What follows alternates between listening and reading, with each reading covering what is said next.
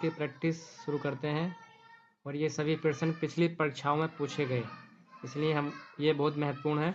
हमारा क्वेश्चन है, भारत में संसदीय ढांचे में 2 अस्थायी सदनों का नाम बताएं।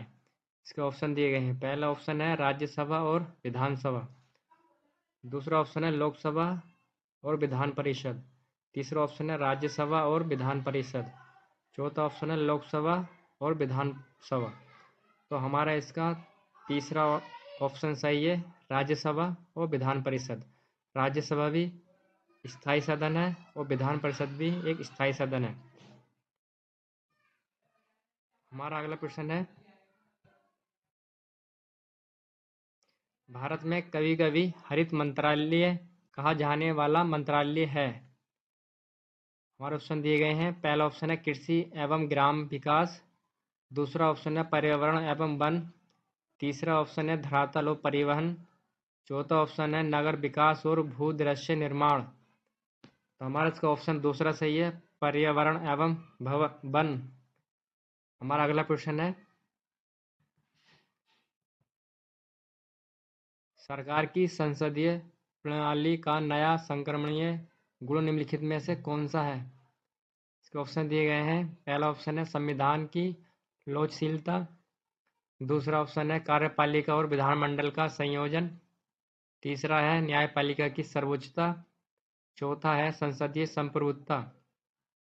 उसका हमारा ऑप्शन दूसरा सही है, कार्यपालिका और विधानमंडल का संयोजन, यानी कार्यपालिका विधानमंडल के प्रति उत्तरदायी होती है। हमारा अगला प्रश्न है, संघीय सरकार किस स्वरूप की होती है। उसका आकार कैसा होता है। इसके ऑप्शन दिए गए हैं। पहला ऑप्शन केंद्र द्वारा नियंत्रण, दूसरा राज्यों की अपील, तीसरा ऑप्शन केंद्र और राज्यों के बीच करार, चौथा है एकल पार्टी शासन। हमारा इसका ऑप्शन तीसरा सही है, केंद्र और राज्यों के बीच करार। कुछ विषय केंद्र के पास होते हैं और कुछ विषय राज्यों के पास होते हैं, दोनों मिलकर के जो है शासन चलाते हैं। हमारा अगला प्रश्न है, संसदीय और राष्ट्रपति प्रणाली की सरकार के बीच मुख्य क्या अंतर होता है। इसके ऑप्शन दिए गए हैं। पहला ऑप्शन है उसके संघीय स्वरूप, दूसरा संविधान की दृढ़ता, तीसरा नियोजक एवं कर्मचारी संबंध, चौथा विधायी एवं कार्यकारी संबंध। इसका ऑप्शन हमारा चौथा सही है, विधायिका और कार्यपालिका में संबंध। हमारा अगला प्रश्न है, राष्ट्रपति और मंत्रिपरिषद के बीच संचारण माध्यम के रूप में कौन काम करता है। इसके ऑप्शन दिए गए हैं। पहला ऑप्शन है अध्यक्ष एवं राज्यसभा, दूसरा ऑप्शन लोकसभा का अध्यक्ष, तीसरा उपराष्ट्रपति, चौथा प्रधानमंत्री। तो इसका हमारा ऑप्शन चौथा है प्रधानमंत्री, क्योंकि राष्ट्रपति की सहायता के लिए मंत्रिपरिषद का गठन किया जाता है। राष्ट्रपति और मंत्रिपरिषद के बीच की कड़ी प्रधानमंत्री के रूप में कार्य करता है। हमारा अगला प्रश्न है, भारत का राष्ट्रपति किसका एक अभिन्न अंग है, यानी भाग है। इसके ऑप्शन दिए गए हैं। पहला ऑप्शन है संसद, दूसरा है लोकसभा, तीसरा है राज्यसभा, चौथा है मंत्रिपरिषद। तो भारत का राष्ट्रपति संसद का अभिन्न अंग होता है। हमारा अगला प्रश्न है, अखिल भारतीय सेवाओं के सृजन की शक्ति किससे प्राप्त होती है। इसके ऑप्शन दिए गए हैं। पहला ऑप्शन है उच्चतम न्यायालय, दूसरा संसद, तीसरा मंत्रिपरिषद, चौथा प्रधानमंत्री। तो इसका ऑप्शन हमारा दूसरा सही है, संसद। 249 के अंतर्गत राज्यसभा। हमारा अगला प्रश्न है, अखिल भारतीय सेवाओं के सृजन की शक्ति किससे प्राप्त है। इसके ऑप्शन दिए गए हैं। पहला ऑप्शन उच्चतम न्यायालय, दूसरा संसद, तीसरा मंत्रिपरिषद, चौथा प्रधानमंत्री। तो इसका ऑप्शन हमारा दूसरा सही है, संसद। अखिल भारतीय सेवाओं के सृजन के लिए अनुच्छेद 312 में ये प्रावधान किया गया है कि राज्यसभा अपने 2/3 बहुमत से विधेयक पारित कर दे तो एक अखिल भारतीय सेवा का सृजन कर सकती है। हमारा अगला प्रश्न है, भारत की अंतःकालीन संसद में कितने सदस्य थे? हमारे ऑप्शन है 296, दूसरा ऑप्शन है 313, तीसरा ऑप्शन है 318, चौथा ऑप्शन है 316। यानी जो अंतरिम सरकार थी उसमें संसद के सदस्य 313 थे। दूसरा ऑप्शन सही है हमारा।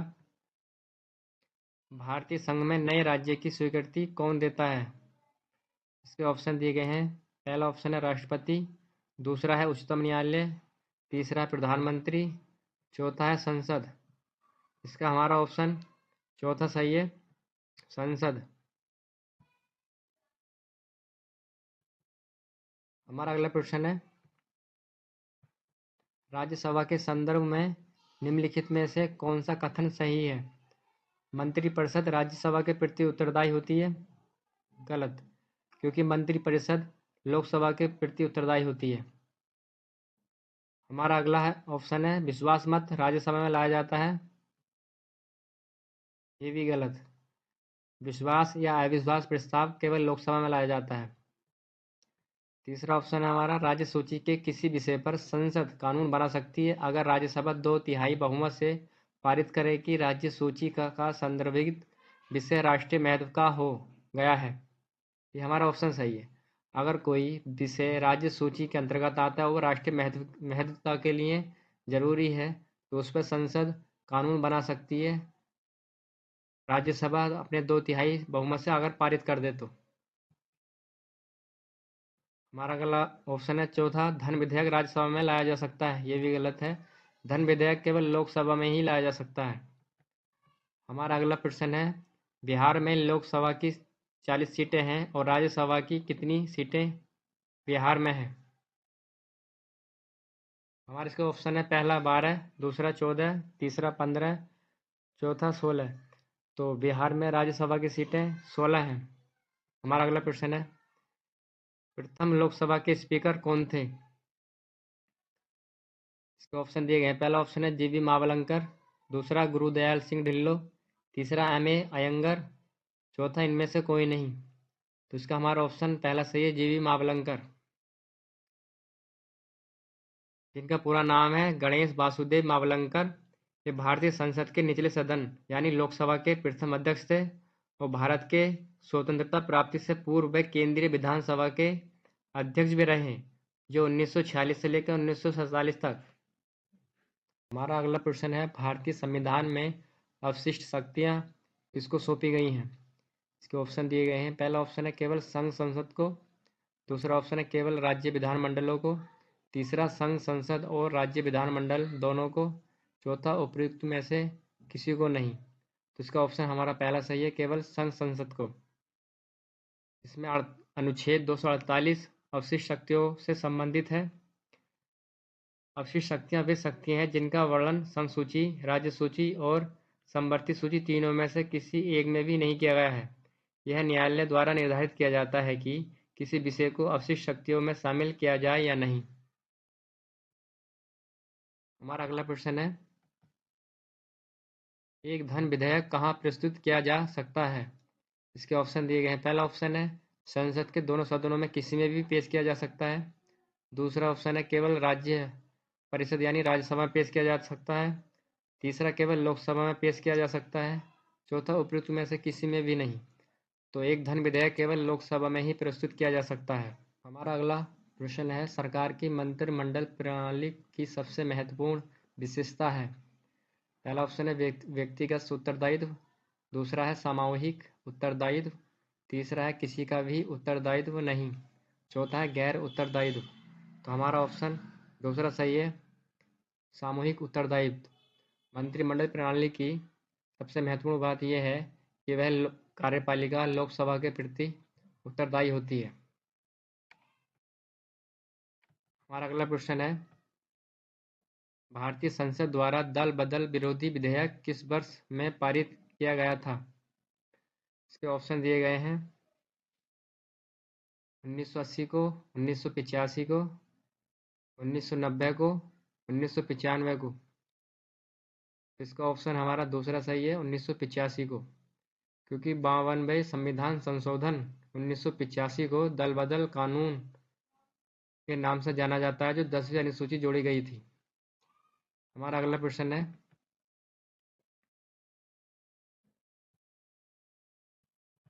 विधायिका को किस प्रकार की सरकार में कार्यपालिका से अधिक प्राथमिकता मिलती है? इसके ऑप्शन दिए गए हैं, राष्ट्रपति सरकार में, संघीय सरकार में, आधिकारिक अधिकारवाद सरकार में या संसदीय सरकार में। इसका ऑप्शन हमारा चौथा सही है, संसदीय सरकार में। हमारा अगला प्रश्न है, लोकतांत्रिक देश में विधायिका लोकमत को किस प्रकार प्रभावित कर सकती है? इसके ऑप्शन दिए गए हैं, लोक मुद्दों पर ध्यान केंद्रित करके या अधिकार प्रदान करके, तीसरा अविवादस्थ कानून बनाकर, या चौथा नागरिकों के कर्तव्य को परिभाषित कर कर। तो इसका हमारा ऑप्शन पहला सही है, लोक मुद्दों पर ध्यान केंद्रित करके लोकतांत्रिक देश में विधायिका लोकमत को प्रभावित करती है। हमारा अगला प्रश्न है, राज्य विधानसभा तथा लोकसभा में महिलाओं के लिए आरक्षण बिल में कितने % आरक्षण की बात की गई है? तो ऑप्शन दिए गए हैं, 30%, 25%, 33% या 36%। इसका ऑप्शन हमारा तीसरा सही है, 33%। संसद के निचले सदन यानी लोकसभा में और सभी राज्य के विधानसभाओं में महिलाओं के लिए कुल सीटों का 33% आरक्षण का प्रस्ताव रखा गया है। राज्यसभा ने यह 2010 को विधेयक पारित कर दिया था। हमारा अगला प्रश्न है, भारत की संसद ने पर्यावरण बिल किस वर्ष पारित किया था? इसके ऑप्शन दिए गए हैं, 1984 को, 1972 को, 1986 को या 1981 को। इसका हमारा ऑप्शन तीसरा सही है, 1986 को संसद ने पर्यावरण बिल पारित कर दिया था। हमारा अगला प्रश्न है, साधारण विधि का क्या अर्थ है? ऑप्शन दिए गए हैं, उच्च न्यायालय द्वारा बनाया गया कानून या सर्वोच्च न्यायालय द्वारा बनाया गया कानून या सरकार द्वारा बनाया गया और लागू किया गया कानून या सामान्य लोगों द्वारा बनाया गया कानून। तो इसका ऑप्शन हमारा तीसरा सही है, सरकार द्वारा बनाया गया कानून और लागू किया जाने वाला कानून। हमारा अगला प्रश्न है, भारतीय संसद के अपर हाउस को किस नाम से जाना जाता है? ऑप्शन दिए गए हैं, सीनेट के नाम से, राज्यसभा के नाम से, हाउस ऑफ लॉर्ड के नाम से या विधानसभा के नाम से। तो इसका हमारा ऑप्शन दूसरा सही है, राज्यसभा के नाम से। इसे अपर हाउस कहा जाता है।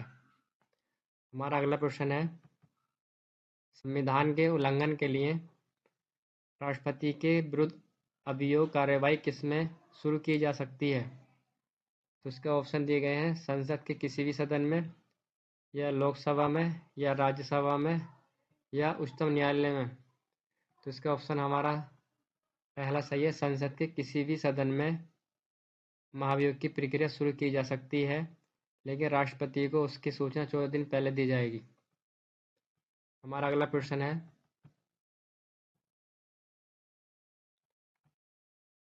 भारत में सूचना का अधिकार अधिनियम कब अधिनियमित किया गया? इसके ऑप्शन दिए गए हैं, 15 जून 2005 को, 15 अगस्त 2005 को या 15 मार्च 2005 को या 15 जुलाई 2005 को। तो इसका ऑप्शन हमारा पहला सही है, 15 जून 2005 को। हमारा अगला प्रश्न है, यदि केंद्रीय संसद को राज्य सूची में शामिल विधायी शक्तियों और विषयों का ग्रहण करना हो तो इस आशय का प्रस्ताव किसके द्वारा पारित किया जाएगा? तो इसके ऑप्शन है, लोकसभा, राज्यसभा और संबंधित राज्यों के विधानमंडल द्वारा, लोकसभा या राज्यसभा दोनों से, या तीसरा ऑप्शन है राज्यसभा से, चौथा ऑप्शन है लोकसभा से। तो इसका ऑप्शन हमारा तीसरा सही है, राज्यसभा से। राज्यसभा अपने 2/3 बहुमत से विधेयक पारित कर दे तो वह राज्यसभा द्वारा संसद कानून बना सकती है। हमारा अगला प्रश्न है, भारत का प्रधानमंत्री ऑप्शन दिए गए हैं। लोकसभा द्वारा निर्वाचित किया जा सकता है। दूसरा ऑप्शन है संसद द्वारा निर्वाचित किया जाता है। तीसरा राष्ट्रपति द्वारा नियुक्त किया जाता है। चौथा ऑप्शन लोकसभा में बहुमत पार्टी द्वारा नामित किया जाता है। तो इसका ऑप्शन हमारा तीसरा सही है, राष्ट्रपति द्वारा नियुक्त किया जाता है। हमारा अगला प्रश्न है, निम्न में से कौन सा कथन धन विधेयक के बारे में सही नहीं है? ऑप्शन दिए गए हैं। पहला, धन विधेयक को संसद के किसी भी सदन में पेश किया जा सकता है। नहीं, क्योंकि धन विधेयक केवल लोकसभा में ही पेश किया जा सकता है। दूसरा, लोकसभा का अध्यक्ष ये निश्चित करने का अंतिम प्राधिकारी होता है कि वह कोई विधेयक धन विधेयक है या नहीं। ये सही है, केवल स्पीकर ही ये तय कर सकता है कि ये धन विधेयक है या नहीं। राज्यसभा को लोकसभा द्वारा पारित धन विधेयक को वापस करना चाहिए और 14 दिन के भीतर विचार करने के लिए भेजना चाहिए। सही है, राज्यसभा केवल धन विधेयक को 14 दिन तक ही रोक सकती है। राष्ट्रपति किसी धन विधेयक को लोकसभा में पुनः विचार करने के लिए वापस नहीं कर सकते। बिल्कुल सही है, साधारण विधेयक को वापस कर सकता है, राष्ट्रपति धन विधेयक को पुनः विचार के लिए वापस नहीं कर सकता। हमारा अगला प्रश्न है, निम्न में से कौन सा राजनेता पहले राज्य का मुख्यमंत्री और फिर भारत का प्रधानमंत्री बना? तो इसके ऑप्शन दिए गए हैं। मिस्टर मोरारजी देसाई, दूसरा मिस्टर नरेंद्र मोदी, तीसरा HD देवगौड़ा, तीसरा चौधरी चरण सिंह। तो इसके हमारा ऑप्शन चौथा सही है, चौधरी चरण सिंह। चौधरी चरण सिंह 1967 से 1968 तक उत्तर प्रदेश के मुख्यमंत्री रहे और 1996 में भारत के प्रधानमंत्री पद पर बने रहे, जो संसद में नहीं पहुंच सके, उससे पहले ही सरकार गिर गई थी। हमारा अगला प्रश्न है, निम्न में से किसने गरीबी हटाओ का नारा दिया था और 1971 में आम चुनावों में कांग्रेस का नेतृत्व करते हुए उसे विजय दिलाई? इसके ऑप्शन है इंदिरा गांधी, मोरारजी देसाई, सीताराम केसरी या जयप्रकाश नारायण। इसका ऑप्शन हमारा पहला सही है, इंदिरा गांधी। गरीबी हटाओ का नारा इंदिरा गांधी ने दिया था 1971 को। हमारा अगला प्रश्न है, संविधान में संशोधन की कार्यवाही आरंभ में की जा सकती है। ऑप्शन है यदि भारत के राष्ट्रपति द्वारा प्रस्तावना की जाए, या यदि राज्यसभा में विधेयक को पेश किया जाए, या राज्य के राज्यपाल द्वारा, या चौथा है यदि संसद के किसी भी सदन में विधेयक को पेश किया जा सकता है। इसका ऑप्शन चौथा सही है, संशोधन 368 अनुच्छेद संसद के किसी भी सदन में विधेयक को पेश किया जा सकता है। हमारा अगला है, प्रश्नकाल के बाद लोकसभा के किसी सदस्य द्वारा जनता के महत्व के किसी निश्चित विषय पर विचार विमर्श हेतु कार्यकारी का ध्यान आकर्षण के लिए रखा गया प्रस्ताव क्या कहलाता है? तो इसका ऑप्शन हमारा ऑप्शन दिए गए हैं। विशेषाधिकार प्रस्ताव, दूसरा ध्यान आकर्षण प्रस्ताव, तीसरा स्थगन प्रस्ताव, चौथा अविश्वास प्रस्ताव। तो इसका हमारा तीसरा ऑप्शन सही है, स्थगन प्रस्ताव। हमारा अगला प्रश्न है, निम्नलिखित में से कौन राष्ट्रीय विकास परिषद का सदस्य नहीं है? ऑप्शन दिए गए हैं। प्रधानमंत्री, नीति आयोग का सदस्य, राज्यों के मुख्यमंत्री या भारत के राष्ट्रपति। तो इसका ऑप्शन हमारा चौथा सही है, भारत के राष्ट्रपति। प्रधानमंत्री नीति आयोग के सदस्य और राज्यों के मुख्यमंत्री राष्ट्रीय विकास परिषद के सदस्य होते हैं। हमारा अगला प्रश्न है, कटौती प्रस्ताव में जब मांग की राशि 100 रुपये कम कर दी जाती है तो उसे क्या कहा जाता है? ऑप्शन है नीतिगत कटौती की अस्वीकृति, दूसरा मितव्ययी कटौती, तीसरा लेखा अनुदान, चौथा सांकेतिक कटौती। तो इसका ऑप्शन हमारा चौथा सही है, सांकेतिक कटौती। हमारा अगला प्रश्न है, निम्नलिखित में से कौन सी समिति का प्राक्कलन समिति की जुड़वा बहन कहा जाता है? तो इसको ऑप्शन दिए गए हैं। लोक लेखा समिति को, सार्वजनिक उपक्रम समिति को, या विभागीय स्थायी समिति को, या चौथा विशेष अधिकार समिति को। तो ऑप्शन हमारा पहला सही है, लोक लेखा समिति को। लोक लेखा समिति में 22 सदस्य होते हैं, 15 लोकसभा से और 7 राज्यसभा से। और प्राक्कलन समिति में केवल लोकसभा से होते हैं जो 30 सदस्य होते हैं। हमारा अगला प्रश्न है, राज्यसभा के सदस्यों का चुनाव किसके द्वारा किया जाता है? ऑप्शन दिए गए हैं। पहला, विधानसभा के चुने हुए सदस्यों द्वारा। दूसरा, विधान परिषद के चुने हुए सदस्यों द्वारा। तीसरा, जनता द्वारा। चौथा, लोकसभा द्वारा। इसका ऑप्शन हमारा पहला सही है, विधानसभा के चुने हुए सदस्यों द्वारा। राज्यसभा के सदस्यों का चुनाव एकल संक्रमणीय अनुपातिक प्रतिनिधित्व प्रणाली द्वारा राज्यों और केंद्र शासित प्रदेशों की विधानसभा द्वारा किया जाता है। राज्यसभा का सदस्यों का कार्यकाल 6 वर्ष होता है, जो प्रत्येक 2 वर्ष 1/3 सदस्य अवकाश प्राप्त करते रहते हैं। हमारा अगला प्रश्न है, संसदीय स्वरूप की सरकार में ऑप्शन है, विधानमंडल न्यायपालिका के प्रति उत्तरदायी होती है, या कार्यपालिका विधानमंडल के प्रति उत्तरदायी होती है, या विधानमंडल कार्यपालिका के प्रति उत्तरदायी होता है, या न्यायपालिका विधानमंडल के प्रति उत्तरदायी होता है। इसका ऑप्शन हमारा दूसरा सही है, कार्यपालिका विधानमंडल के प्रति उत्तरदायी होता है। ये संसदीय स्वरूप का एक लक्षण है। हमारा अगला प्रश्न है, यदि किसी जनजाति को अनुसूचित जनजाति की सूची से निकालना हो तो ऐसा करने की शक्ति किसे प्राप्त है?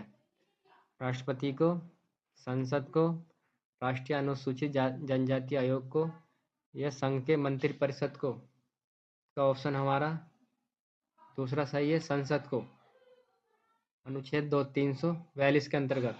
हमारा अगला प्रश्न है, लोकसभा के अध्यक्ष को उसके पद से किसके द्वारा हटाया जा सकता है? ऑप्शन है, राष्ट्रपति द्वारा, प्रधानमंत्री द्वारा, संसद के दोनों सदनों द्वारा पारित प्रस्ताव के द्वारा, या लोकसभा द्वारा पारित प्रस्ताव के द्वारा। तो इसका ऑप्शन हमारा चौथा सही है, लोकसभा द्वारा पारित प्रस्ताव के द्वारा लोकसभा के अध्यक्ष या लोकसभा के उपाध्यक्ष को हटाया जा सकता है। हमारा अगला प्रश्न है, लोकसभा सचिवालय सीधे किसके नियंत्रण में आता है? ऑप्शन है, गृह मंत्रालय के, संसदीय कार्य मंत्रालय के, या लोकसभा अध्यक्ष के, या राष्ट्रपति के। इसका ऑप्शन हमारा तीसरा सही है, लोकसभा के अध्यक्ष के नियंत्रण में आता है लोकसभा सचिवालय। हमारा अगला प्रश्न है, सांसदों की अयोग्यता संबंधी विवादों का फैसला कौन करता है? ऑप्शन है, सर्वोच्च न्यायालय, चुनाव आयोग से परामर्श लेकर प्रधानमंत्री, या चुनाव आयोग से परामर्श लेकर राष्ट्रपति। तो ऑप्शन हमारा चौथा सही है, चुनाव आयोग से परामर्श लेकर राष्ट्रपति। हमारा अगला प्रश्न है, भारतीय संसद की बड़ी कमेटी कौन सी है? लोक लेखा समिति, प्राक्कलन समिति, या सार्वजनिक समिति, या संयुक्त संसदीय समिति। इसका ऑप्शन हमारा दूसरा सही है, प्राक्कलन समिति, जिसमें 30 सदस्य होते हैं। अगला प्रश्न है, भारत में राजकोषीय नीति कौन तय करता है? ऑप्शन है, भारतीय रिजर्व बैंक, दूसरा है योजना आयोग, या तीसरा वित्त मंत्रालय या सेबी। तो इसका ऑप्शन हमारा तीसरा सही है, वित्त मंत्रालय। भारत में राजकोषीय नीति तय करता है वित्त मंत्रालय, आर्टिकल 280 के अंतर्गत आता है, जिसका गठन राष्ट्रपति प्रत्येक 5 वर्ष के अंतराल पर करता है। हमारा अगला प्रश्न है, लोकसभा स्थगित करने का अधिकार किसे है? लोकसभा अध्यक्ष को, या प्रधानमंत्री को, या संसदीय कार्य मंत्री को, या राष्ट्रपति को? तो इसका ऑप्शन हमारा चौथा सही है, राष्ट्रपति को। लोकसभा स्थगित करने का या भंग करने का अधिकार राष्ट्रपति को है, अनुच्छेद 85 के अंतर्गत। हमारा अगला प्रश्न है, जब किसी संसद सदस्य को यह लगे कि किसी मंत्री ने मामले के तथ्य को छुपाकर सदन का विशेष अधिकार भंग किया है, तो उसके द्वारा उठाया गया प्रस्ताव क्या कहलाता है? हमारा ऑप्शन दिए गए, अविश्वास प्रस्ताव, दूसरा निंदा प्रस्ताव, तीसरा विशेष अधिकार प्रस्ताव, चौथा कटौती प्रस्ताव। तो इसका ऑप्शन हमारा तीसरा है, विशेष अधिकार प्रस्ताव। हमारा अगला प्रश्न है, लोकसभा में बैठक की अध्यक्षता कौन करता है? पहला उपराष्ट्रपति, दूसरा ऑप्शन भारत के मुख्य न्यायाधीश, तीसरा स्पीकर लोकसभा अध्यक्ष, चौथा राष्ट्रपति। इसका ऑप्शन हमारा तीसरा सही है, लोकसभा का अध्यक्ष यानी स्पीकर। हमारा अगला प्रश्न है, संसद के दोनों सदनों में से किस एक सदन में न्यूनतम कितने सदस्य होने अनिवार्य हैं जिससे सदन की कार्यवाही चलती रहे? इसका ऑप्शन है, पहला ऑप्शन है कुल सदस्यों का 5वां भाग, दूसरा कुल सदस्यों का 6वां भाग, कुल सदस्यों का 7वां भाग या कुल सदस्यों का 10वां भाग। इसका ऑप्शन हमारा चौथा सही है, कुल सदस्यों का 10वां भाग। लोकसभा या किसी भी सदन का कोरम पूरा करने के लिए कुल सदस्य संख्या का 1/10 होना जरूरी है, तभी बैठक को आगे चलाया जा सकता है। हमारा अगला प्रश्न है, निम्नलिखित में से कौन संघीय सरकार की एक शाखा नहीं है? ऑप्शन दिए गए हैं, पहला न्यायपालिका, दूसरा कार्यपालिका, तीसरा विधायिका, चौथा मीडिया। इसका ऑप्शन हमारा चौथा सही है, मीडिया। संघीय सरकार की शाखा न्यायपालिका, कार्यपालिका और विधायिका, इनके अपने अलग अलग कार्य हैं जिससे देश का शासन सुचारू रूप से चलता रहता है।